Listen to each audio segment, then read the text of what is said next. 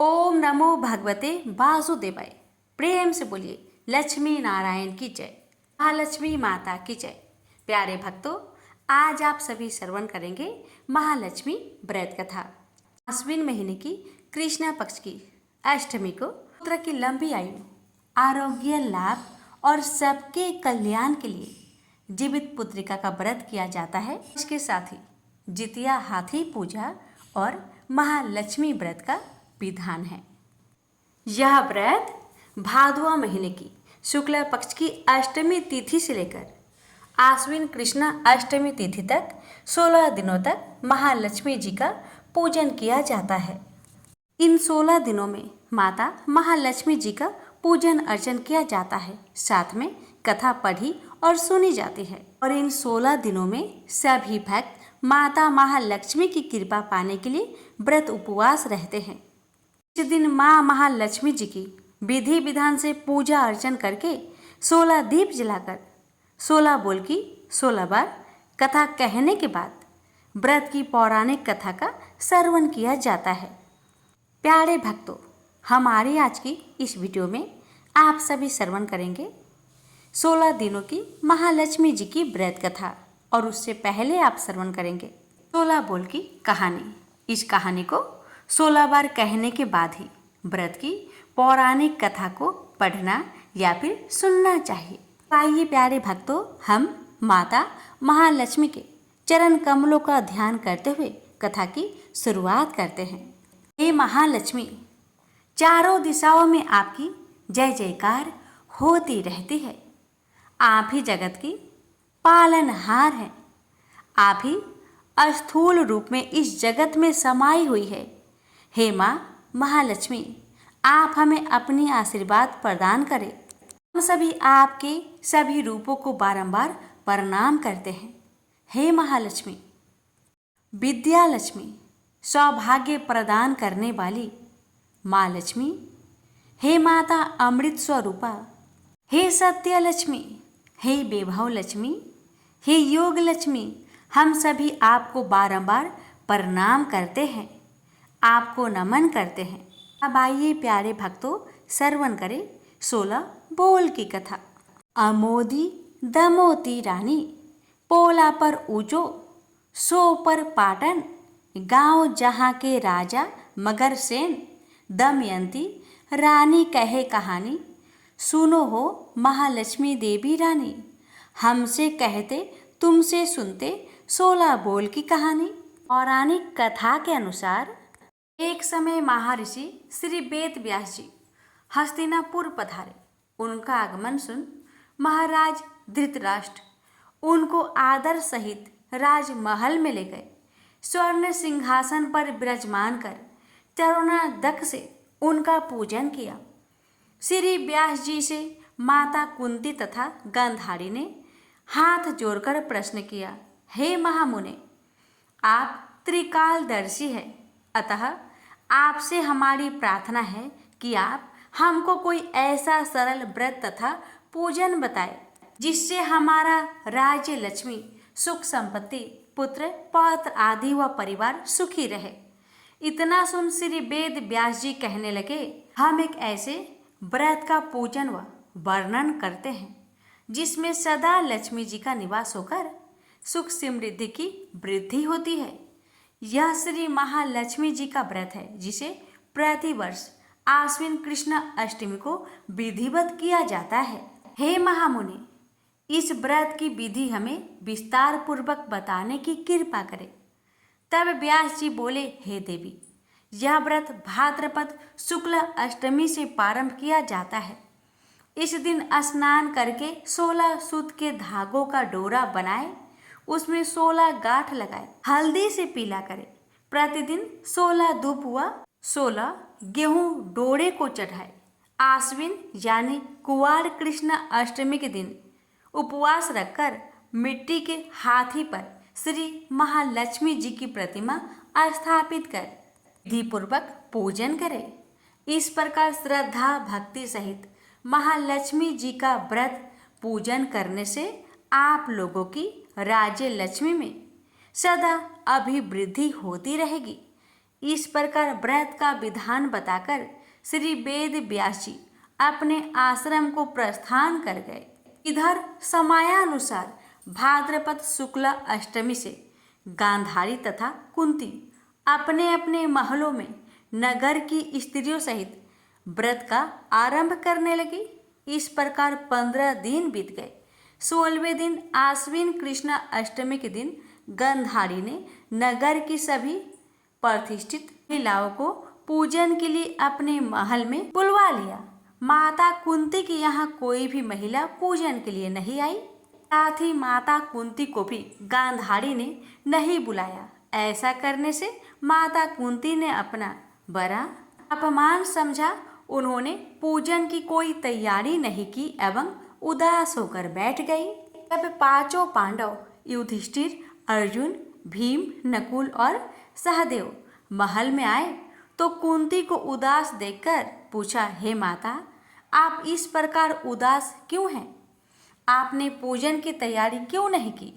तब माता कुंती ने कहा, हे पुत्र, आज महालक्ष्मी जी के व्रत का उत्सव गांधारी के महल में मनाया जा रहा है। उन्होंने नगर के समस्त महिलाओं को बुला लिया और उसके 100 पुत्र ने मिट्टी का एक विशाल हाथी बनाया, जिस कारण सभी महिलाएं उस बड़े हाथी का पूजन करने के लिए गांधारी के यहाँ चली गई, लेकिन मेरे यहाँ नहीं आई। यह सुनकर अर्जुन ने कहा, हे माता, आप पूजन की तैयारी करें और नगर में बुलावा लगवा दे कि हमारे यहाँ स्वर्ग की ऐरावत हाथी की पूजन होगी। इधर माता कुंती ने नगर में ढिंढोरा पिटवा दिया और पूजा की विशाल तैयारी होने लगी। उधर अर्जुन ने बाण के द्वारा स्वर्ग से ऐरावत हाथी को बुला लिया। इधर सारे नगर में शोर मच गया कि कुंती के महल में स्वर्ग से इंद्र का ऐरावत हाथी पृथ्वी पर उतरकर पूजा जाएगा। समाचार को सुनकर नगर के सभी नर नारी, बालक एवं वृद्धों की भीड़ एकत्र होने लगी। उधर गांधारी के महल में हलचल मच गई। वहां एकत्र हुए सभी महिलाएं अपनी अपनी थालियां लेकर कुंती की महल की ओर जाने लगी। देखते ही देखते कुंती का सारा महल ठसाठस भर गया। माता कुंती ने ऐरावत को खड़ा करने हेतु अनेक रंगों के चौके पुरवाकर नवीन रेशमी वस्त्र बिछवा दिए। नगरवासी स्वागत की तैयारी में फूल माला, अबीर, गुलाल, केसर हाथों में लिए पंक्तिबद्ध खड़े थे। जब स्वर्ग से ऐरावत हाथी पृथ्वी पर उतरने लगा तो उसके आभूषणों की ध्वनि गूंजने लगी। ऐरावत के दर्शन होते ही जय जयकार के नारे लगने लगे। सायंकाल के समय इंद्र का भेजा हुआ हाथी ऐरावत माता कुंती के भवन के चौके में उतर आया। तब सब नर नारियों ने पुष्पमाला, अबीर, गुलाल, केसर आदि सुगंधित पदार्थ चढ़ाकर उसका स्वागत किया। राज्य पुरोहित द्वारा ऐरावत पर महालक्ष्मी जी की मूर्ति स्थापित करके वेद मंत्र उच्चारण द्वारा पूजन किया गया। नगर वासियों ने भी महालक्ष्मी पूजन किया। फिर अनेक प्रकार के पकवान लेकर ऐरावत को खिलाए और यमुना का जल उसे पिलाया गया। राज्य पुरोहित द्वारा स्वास्तिक वाचन करके महिलाओं द्वारा महालक्ष्मी का पूजन कराया गया। 16 गांठों वाला डोरा लक्ष्मी जी को चढ़ाकर अपने अपने हाथों में बांध लिया। ब्राह्मणों को भोजन कराया गया। दक्षिणा के रूप में स्वर्ण आभूषण, वस्त्र आदि दिया गया। तत्पश्चात महिलाओं ने मिलकर मधुर संगीत, लहरियों के साथ भजन कीर्तन कर संपूर्ण रात्रि महालक्ष्मी व्रत का जागरण किया। दूसरे दिन प्रातः राज्य पुरोहित द्वारा वेद मंत्रों उच्चारण के साथ जलाशय में महालक्ष्मी जी की मूर्ति का विसर्जन किया गया। फिर ऐरावत को विदा कर इंद्रलोक भेज दिया गया। इस प्रकार जो स्त्रियां भी महालक्ष्मी जी का विधि पूर्वक व्रत एवं पूजन करती है, उनके घर धन्य धान्य से पूर्ण रहते हैं तथा उनके घर में महालक्ष्मी जी सदा निवास करती है। इस हेतु महालक्ष्मी जी की यह स्तुति अवश्य बोले। महालक्ष्मी नमस्तुभ्यं नमस्तुभ्यं सुरेश्वरी, हरिप्रिये नमस्तुभ्यं नमस्तुभ्यं दयानिधे। प्रेम से बोलिए महालक्ष्मी माता की जय। अब श्रवण करें सभी व्रतों में सुनी जाने वाली गणेश भगवान और लापसी तापसी की कथा। एक बार विनायक जी छोटे बालक के रूप में चिमटी में चावल और चमचे में दूध लेकर निकले। वो हर किसी से कह रहे थे कि कोई मेरे लिए खीर बना दो, कोई मेरे लिए खीर बना दो। मगर किसी ने भी विनायक जी के लिए खीर नहीं बनाया। कुछ दूर चलते चलते कुछ आगे बढ़ने पर विनायक जी को एक बूढ़ी माई बैठी मिली। विनायक जी बूढ़ी माई के पास जाकर बोले, कोई मेरे लिए खीर बना दो, कोई मेरे लिए खीर बना दो। तो बूढ़ी माई ने कहा, बेटा ला, मैं तेरे लिए खीर बना देती हूँ। तब विनायक जी ने बूढ़ी माई से कहा, माँ बर्तन लेकर आओ और घर का सबसे बड़ा बर्तन को ही लेकर आना।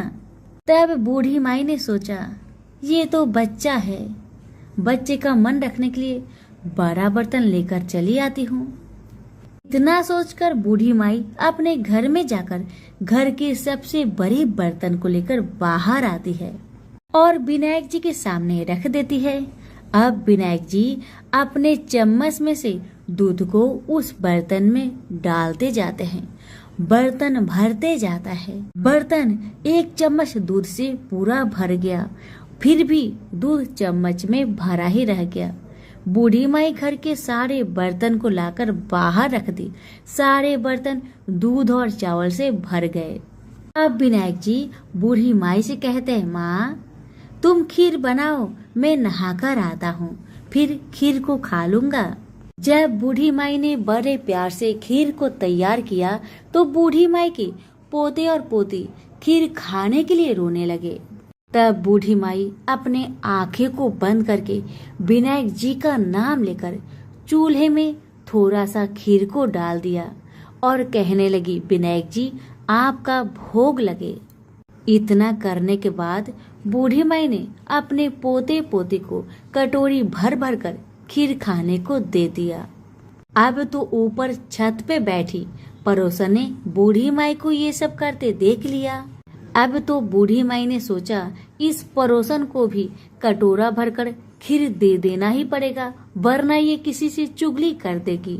इतना सोचकर बूढ़ी माई ने उसे भी एक कटोरा खीर हाथों में थमा दिया। अब इतना होने के बाद बूढ़ी माई की बेटे की बहू ने चुपके से एक कटोरा खीर निकाली और उसे चुपके से खाकर चक्की के नीचे छुपा दिया। इतना होने के बावजूद भी गणेश जी यानी कि विनायक जी अभी तक नहाकर नहीं आए थे।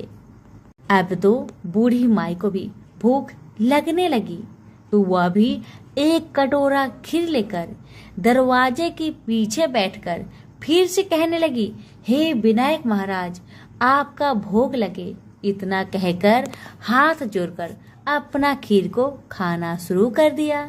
अब इतना होने के बाद गणेश जी आ गए। तब बूढ़ी माई ने कहा, आरे गणेश, आरे मेरे विनायक, खा ले तेरा खीर, मैं तो तेरा ही इंतजार कर रही थी।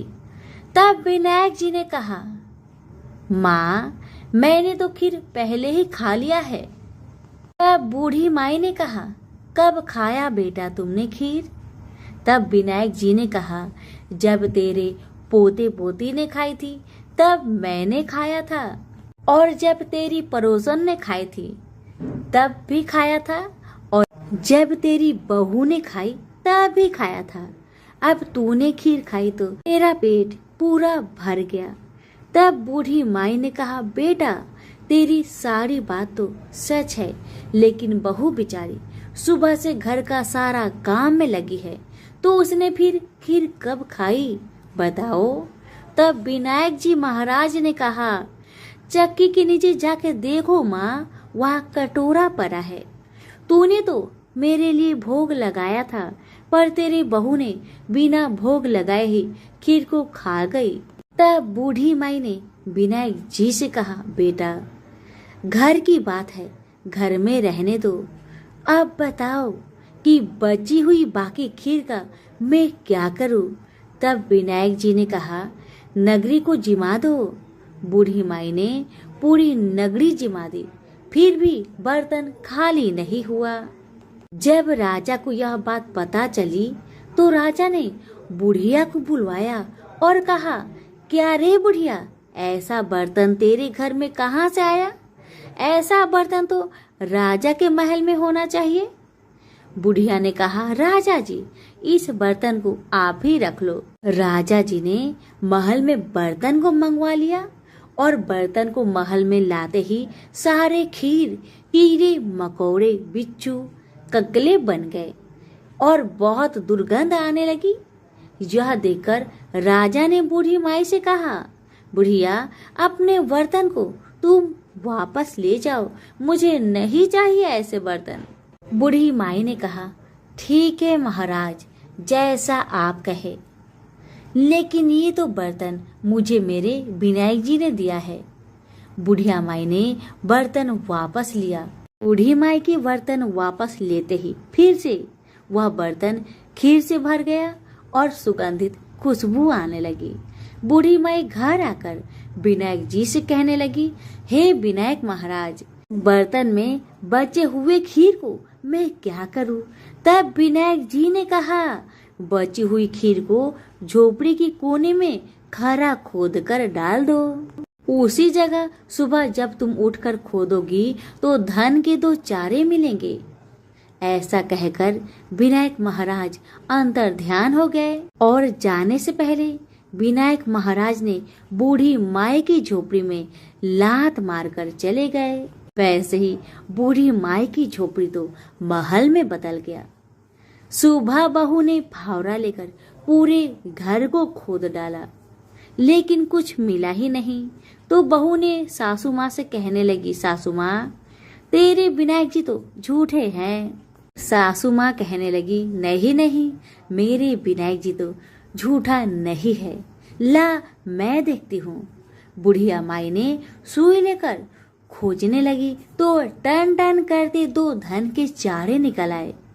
तब बहू ने कहा, सासू माँ, तेरे गणेश जी तो साचो है। सासू माँ ने अपने बहू से कहा, विनायक जी तो भाव नाव के भूखे हैं। हे विनायक जी महाराज, हे गजानंद, हे गणेश जी महाराज, जैसे आपने बूढ़ी माई को दिया वैसे सबको देना। विनायक जी की कहानी कहने वाले, हुक्कारे भरने वाले और आसपास के सभी सुनने वाले सबको देना। तो सभी प्रेम से बोले, विनायक महाराज की जय। लापसी तपसी की कथा।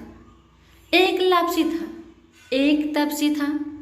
तपसी हमेशा भगवान की तपस्या में लीन रहता था। लापसी रोजाना 1.25 सेर की लापसी बनाकर भगवान का भोग लगाकर जीम लेता था। एक दिन दोनों लड़ने लगे।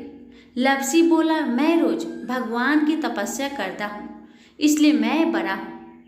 लापसी बोला कि मैं रोज भगवान को 1.25 सेर लापसी का भोग लगाता हूँ, इसलिए मैं बड़ा हूँ। नारद जी वहां से गुजर रहे थे।